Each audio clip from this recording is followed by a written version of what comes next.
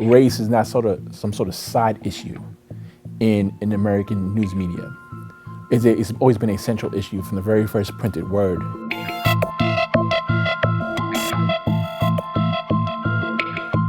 Being able to tell your story is a powerful thing. And you get to define your reality, you get to control the dissemination of your own image. And when other people control the story, they often just get it wrong, and it causes great harm.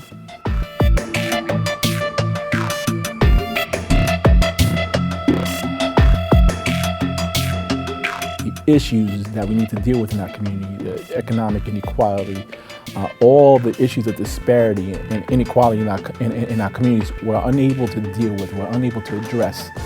And media affects the public discourse. And the public discourse affects what the political agenda is in your local government, in your national government, in your state government. In recent months, I've traveled the country. I've been all over the East Coast, the West Coast, and no matter where you go, you turn on the television, some of the images you see are like images of black men being arrested, black folks in handcuffs, Latinos crossing the border, seeing some sort of invading force into our country as some sort of threat to society. These are the typical images you see far too often on not only local television, but national television. The fight for a just media system, in many ways, regardless of race, but especially for people of color, it's been about just the basic right to be able to speak for yourself, to be able to tell your own story, to inform your community about what's the reality happening in your neighborhoods and with your family, with members of your community. But too often, when it comes to the media, we are unable to tell our stories. And as a result, you see those kind of images on TV, a distorted reality. The reason Juan González and I wrote this book, back starting in the late 1990s, in the early 2000s, it was a tremendous amount of media mergers going on. And as journalists of color, Juan and I, we started to ask ourselves, first of all, this is not good for journalism. Consolidation results in less newsroom jobs. It results in poorer news coverage, homogenized radio programming, just inferior quality of news. But two, what is the impact on communities of color? And for one, we own very few radio and TV stations. And this whole thing we're talking about, the ability to tell our own stories, ownership is critical. And so we wanted to educate our members in Hispanic journalists and other journalists of color and other journalists, period, that we have to get involved in media policy. We want more quality news, we want quality journalism. We have to deal with policy. We have to deal with the decisions government makes on who owns what. The first colonial newspaper in our country was in 1690. It was the Public Occurrences, printed by Benjamin Harris in the Massachusetts colonies. And in it, he had several stories about Native Americans. He described Native Americans as barbarous, as savages. The Boston Newsletter, the first continuous newspaper in our nation's history, founded in the early 1700s, talked about African Americans were addicted to stealing and lying. The two things that they were concerned about, these early colonial newspapers, one was African slaves and whether it was issues of violence, slave insurrections, or Native Americans attacking white settlers.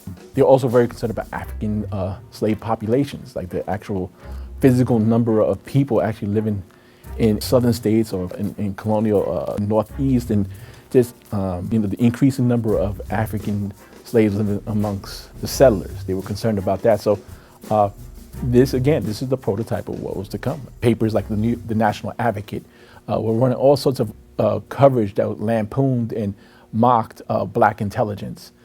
And so to combat this racism in the newspapers, a group of free blacks gathered in New York City to discuss what to do about it, and they decided to create the first newspaper, Freedom's Journal.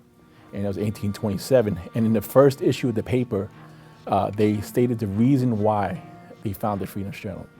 We wish to plead our own cause. Too long have others spoken for us, from the press and the pulpit. We have suffered much by being incorrectly represented. People have been fighting for a just media system for a long time, right? But it's also tragic that people have been fighting for a just media system for a long time. And those very sentiments expressed then are still true today. And that's tragic. That is the tragic part of it, particularly when you look at people of color within the next few decades, by 2042, can make up the majority of the U.S. population, and yet we are unable to plead our own cause.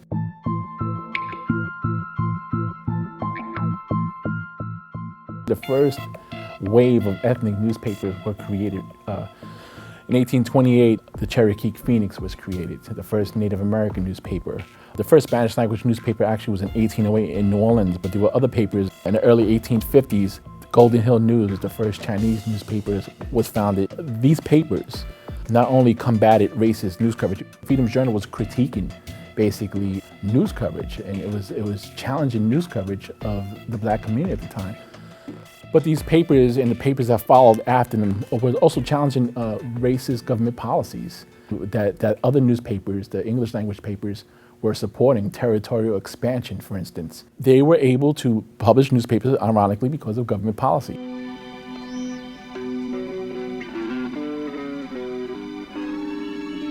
In 1792, the U.S. Postal Act is passed.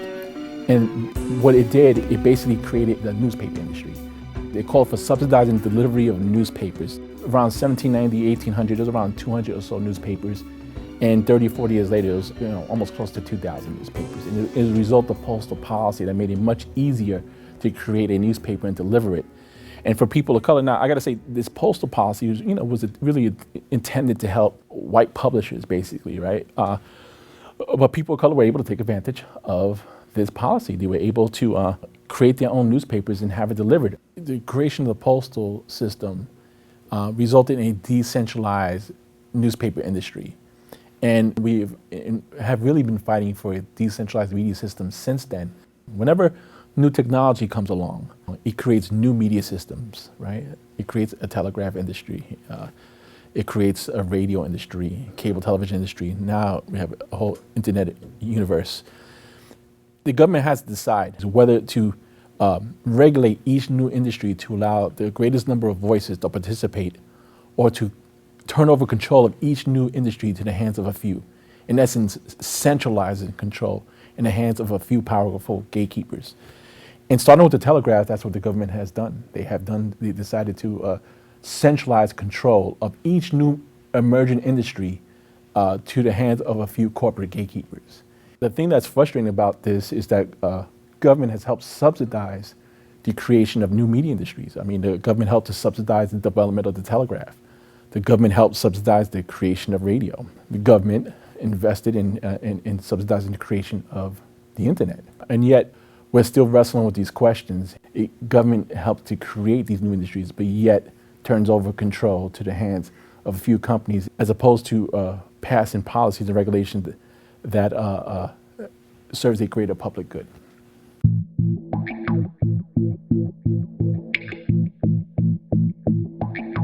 So one of the things that troubled us as we were writing this book and we were studying the history of U.S. media was the number of atrocities the U.S. media was really responsible for. We have several examples in the book, maybe about a half dozen to a dozen examples of media playing a critical role in instigating violence against Native Americans, against Chinese immigrants, against African Americans. For me, the one that stands out the most is what happened in Wilmington, North Carolina in 1898.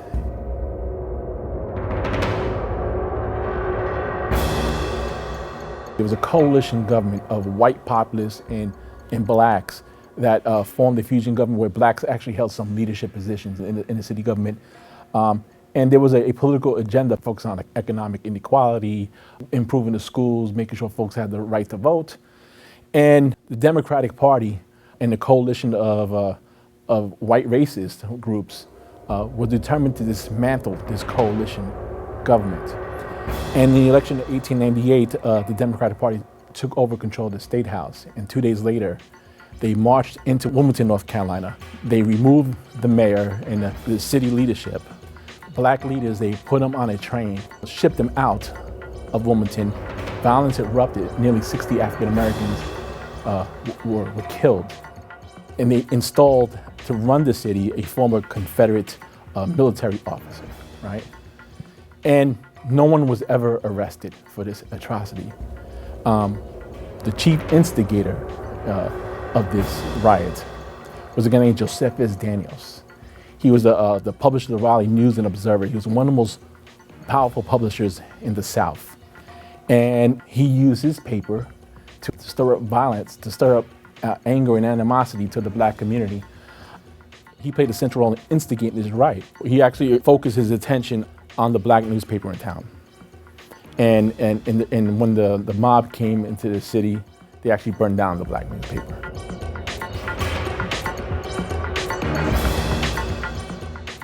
In 2006, the city of Wilmington had basically a truth commission that talked about the role of Joseph Daniels in stirring up this violence. Joseph Daniels, not only was he a powerful publisher, but he was the Secretary of the Navy during World War I.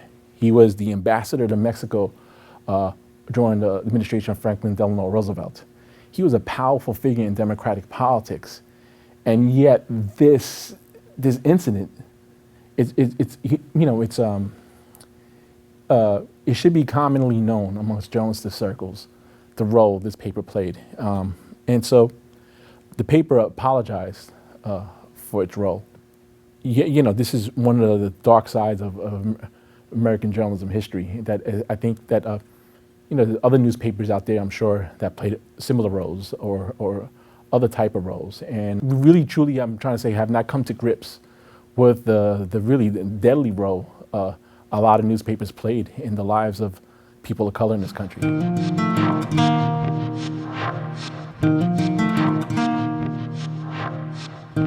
While we have a troubling history in American journalism of newspapers instigating violence, there's also been a history of pioneering journalists of color who have fought against discrimination in government, discrimination in society. And a few of them, like Frederick Douglass, is probably one of the most prominent. He edited like 6 newspapers. He supported the feminist movement. He was an abolitionist. He gave space in his paper for women to write articles. He opposed the U.S. war against Mexico to say it was a racist war, basically. He made it okay for other black reporters to also challenge empire and territorial expansion because he spoke out so forcefully against it. And one of the people he had that wrote for his newspaper, women writers, were Mary Ann Chad Carey. She was a feminist, Mary Ann Chad Carey, but she also was troubled by the lack of progress in the liberation of black folks in this country. And she became so frustrated by the lack of progress, she moved to Canada and edited a newspaper in Canada and became the first black woman to edit a newspaper in North America in the 1850s, basically. And again, she used her writing to really challenge the institution of racism in our country. So when we talk about giants of journalism, Frederick Douglass' name comes up a little more often, but the Mary Ann Chad Careys of the world, their names are not mentioned often enough, and they were journalism giants.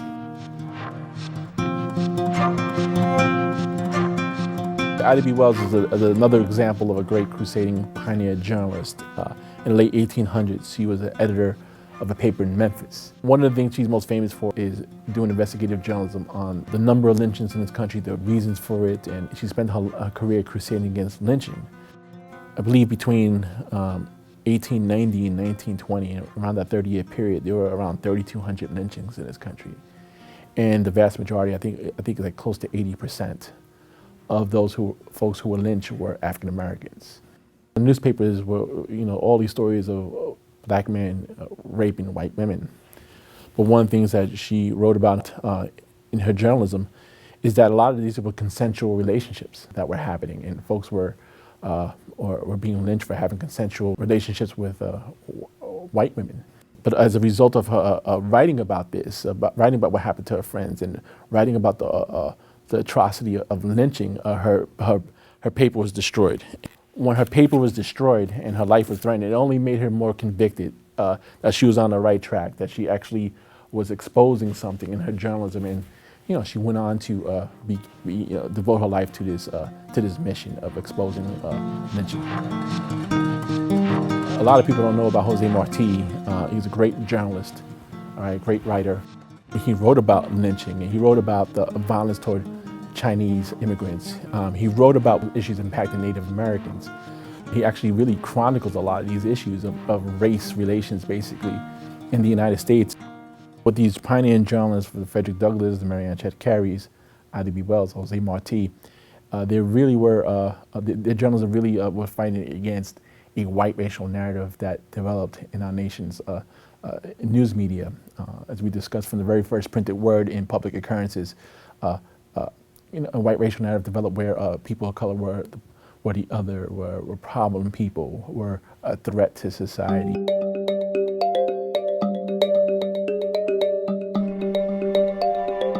The history of radio reminds me of like the history of the internet. It was really amateurs who played a critical role in developing it. Thousands and thousands of people were getting amateur radio licenses.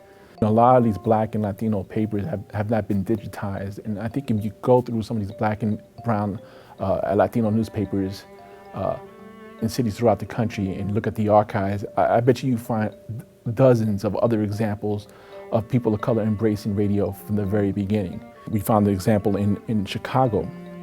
The Woodland Radio Association prior to World War II was formed as a Black radio club, and it was formed to teach each other how to broadcast. They would have meetings and gather to talk about radio. Why is this important? Because today we have very few radio and TV stations owned by people of color, but yet at the very beginning they very much wanted to be involved. Big corporations really didn't understand the commercial potential of radio. But during the early 1920s, they discovered it, right? They discovered that if they broadcast, program, people actually buy radio sets, and it's a way to make money by selling radio sets. And so they get more they understand the commercial potential of radio.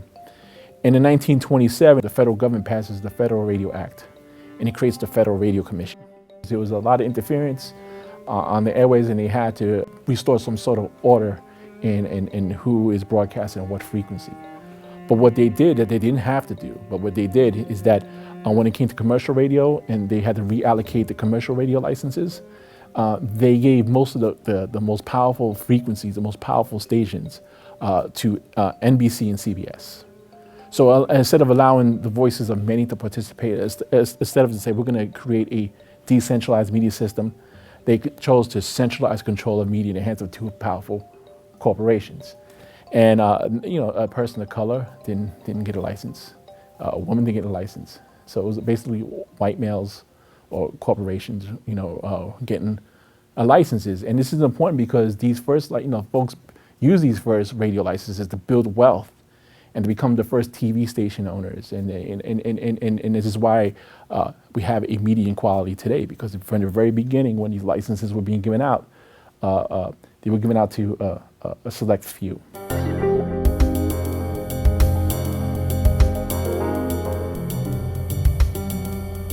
The most popular radio program in the early days of commercial radio was Amos and Andy. And Amos and Andy was, a blackface minstrel show. Half the nation's radio listening audience was listening to Amos and Andy each night. The Pittsburgh Courier, which was one of the most influential Black newspapers in the country, run by Robert Vann, decides that in 1931 that they're going to launch a campaign to try to get basically Amos and Andy off the air, to try to call on the Federal Radio Commission to hold a hearing to address this. Over the course of the year, they got 740,000 petitions. The Federal Radio Commission ignores their request. And so it was really one of the first efforts from the communities of color, from the Black community, to try to reform broadcast media policy, and we've been doing it ever since. In a lot of Southern stations, they were resistant to integrating public institutions. Several newspapers and broadcast stations were working along with white citizens councils, that were forming in the South to maintain segregation. The Black DJ becomes critically important in these local stations. Black radio is critically important to the civil rights struggle. And one of the examples we talk about in the book that's a funny story, when Jesse Blayton, first African-American owner of a radio station in Atlanta, his offices were located above Dr. King's offices in Atlanta. And whenever Dr. King wanted to get on the air, he'd take a broom and he'll hit the ceiling right? And the DJ on the air would say, wait a second, we have a message Dr. King wants to say something. And they'll take the microphone in the studio and they'll lower it out the window. And Dr. King would grab the mic and make his announcement, and it was done to raise it back up. I mean, it showed how the close relationship that existed between the civil rights movement and a lot of radio stations throughout the country.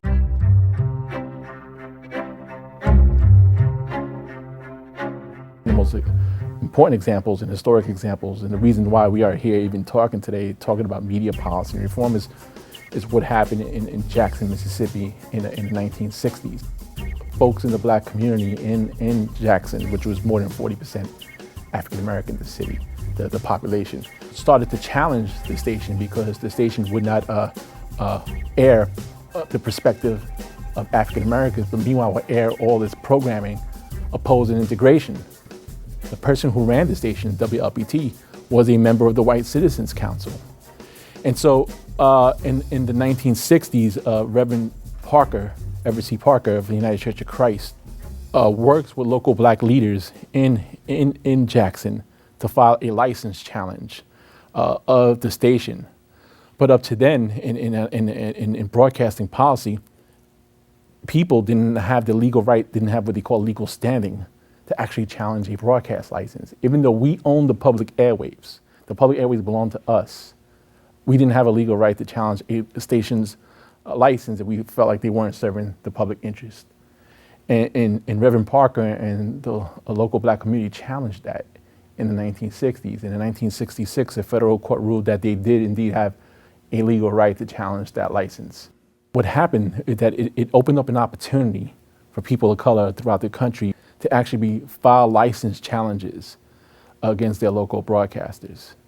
And from 1971 to 1973, there were like more than 300, I believe, more than 340 license challenges by mainly black and brown groups. It led to the first big wave of integration in U.S. newsrooms throughout the country. And we give a couple examples, like Charlene Hunter Galt, who helped to integrate the University of Georgia, became the first black woman to anchor a national newscast, whether it was Ed Bradley or even Geraldo Rivera.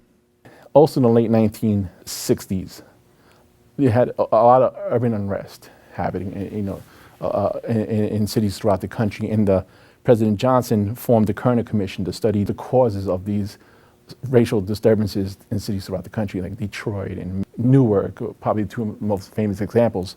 And one of the chapters in their report was devoted to the media. And they placed a lot of the blame on the media as a part of the cause of these racial unrest because of the lack of people of color and the stereotypical way people of color were covered. If what the white American reads in newspapers or sees on TV conditions his expectation of what is ordinary and normal in the larger society, he would neither understand nor accept the black American.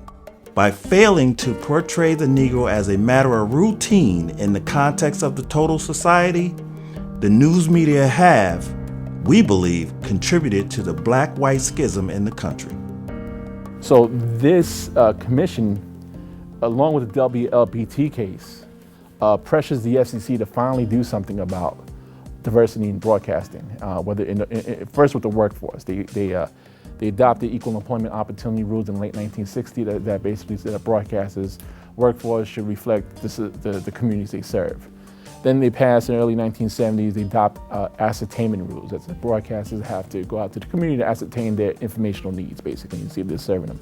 That allows local communities to have leverage, still again, to say broadcasters are failing to comply with the equal employment opportunity rules, the ascertainment needs, and so it gives it leverage to bring license challenges. Then in the late 1970s, 1978, the FCC adopts ownership policies to increase the number of people of color and women who are broadcast owners. It made it easier to sell stations to people of color and women, and one of the policies was the tax certificate program, where it basically said if you sell a station to a person of color, you get a tax rate, basically. And another policy was the stress sale policy, where like a station that was failing, it was much easier to sell a failing station to a person of color or woman.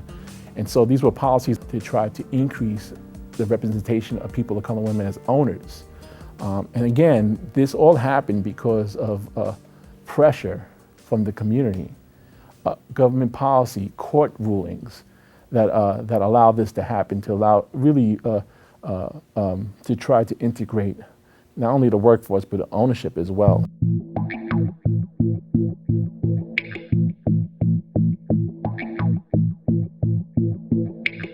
A lot of these rules that the FCC passed that help broadcasters more accountable, when Reagan comes along in the 1980s, his FCC under Chairman Mark Fowler starts to undo this progress. And there's just a few things they did under direction of Mark Fowler, right?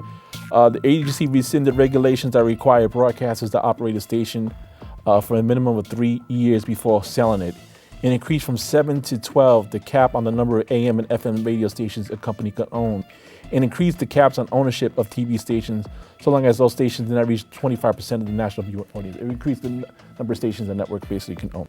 He transformed the licensing process into mere formality by eliminating the need for broadcasters to fill out detailed program logs, by ending ascertainment requirements, and by allowing the station to apply for renewals by postcard application.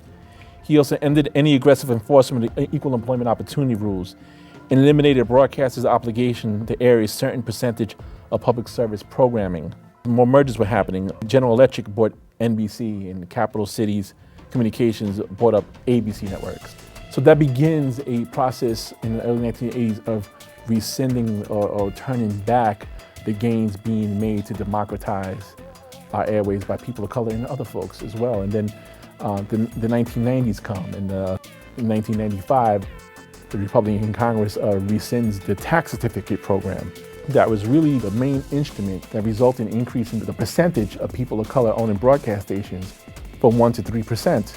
While that's not a high number, 3%, it still represents like the greatest increase in minority ownership in our nation's history over that 17, 18-year period.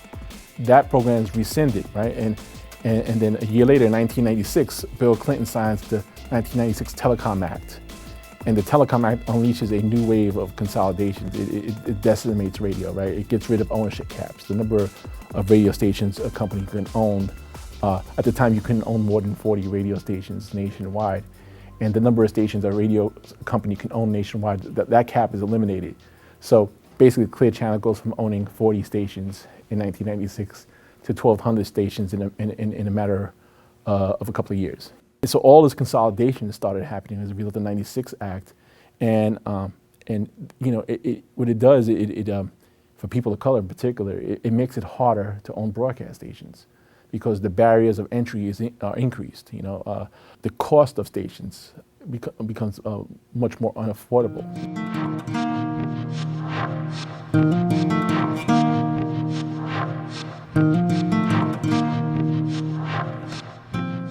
The Bush administration comes along, and Michael Powell is appointed as chair, and he's the son of Colin Powell. He was a further deregulate media. He calls for ownership. In 2003, the FCC passes ownership rules that says that one company can own, in the largest market, can own the local newspaper, up to 3 television stations, 8 radio stations, and a local cable system, all in the same market. But during this time, in 2002, 2003, there was a public uprising, basically, against this.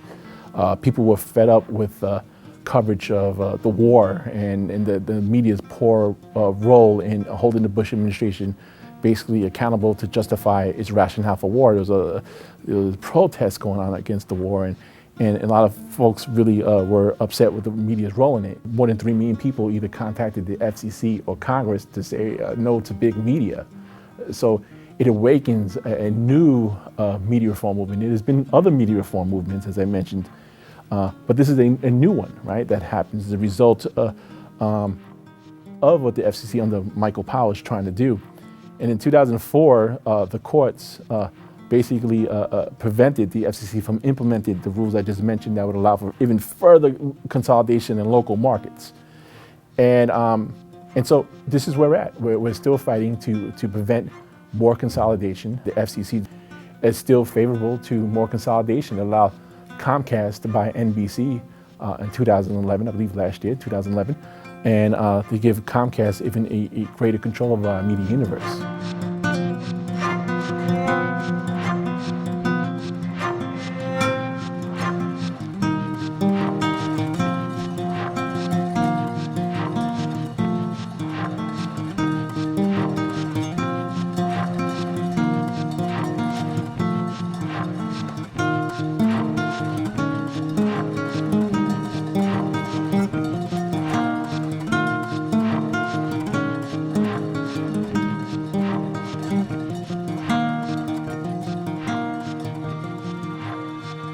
So the FCC still, it's still favoring big media, regardless of the administration. And this is what the effort into media reform is about. It's trying to make sure that the FCC is serving a public good. We even had one FCC commissioner who complained how long it took to approve the Comcast merger and didn't like all the conditions placed on it. And she left 4 months after the Comcast merger was approved to become a big executive at Comcast. The only way we can actually make change, as we talked about in the 1960s and 70s, is to make sure that people's voices are heard, you know, and we have to organize to make sure that the other side has a ton of cash to spend on lobbyists to be able to convince lawmakers to side with them. I mean, it's very easy for lawmakers to side with them on these issues because these are powerful institutions that control the dissemination of news or their own major telecommunication properties. And the only way we can counter that is by organizing and making sure that people's voices are heard. So we've been talking about it's critical to have media policy that creates a decentralized media system instead of a centralized media system, placing control of the media in the hands of a few. We've seen what happened in radio and television and cable TV, and now we're at the point where the future of the internet is like, well, the internet is the greatest decentralized communication network ever created. The voices of many are participating on the internet and it's creating its value. People are able to talk to each other and share news and organize. But the telecom companies, the phone and cable companies, they basically control your access to the internet. They provide the broadband access for you to get online. And they want to change the way the internet works. They want to be corporate gatekeepers. They want to interfere with your web traffic. There's a basic principle that these companies should not interfere with your content, with the content that flows over their pipes. So that means if you have a website, right, and you're a blogger or you're a community activist or you have a small business or you're a small nonprofit, should be able to get to your site just as fast as I get to CNN or the New York Times or any other major corporation's website. They should not interfere in my ability to access your content. They should not interfere. What these companies want to say, okay, you want the public to access your site just as fast as they access these major corporation sites, you have to pay us more. And what does that mean for marginalized communities, folks who have the economic means to pay that price? We go back to the whole issue again. Are we able then to tell our stories? And the internet has been an incredible tool for to get our stories out there, to organize, to make sure our voices are heard. What we ever heard of the Trayvon Martin case if it wasn't for online organizing? Or even with President Obama being the first elected African-American president, if it wasn't for his candidacy being able to use the internet to bypass traditional media to tell his own narrative. Would Glenn Beck still be on Fox? Would Lou Dobbs be on CNN if it wasn't for online organizing? People organizing against would be found was unjust treatment of their communities. So it's not just a critically important tool to telling news and information, but also to organizing and making sure your community is informed.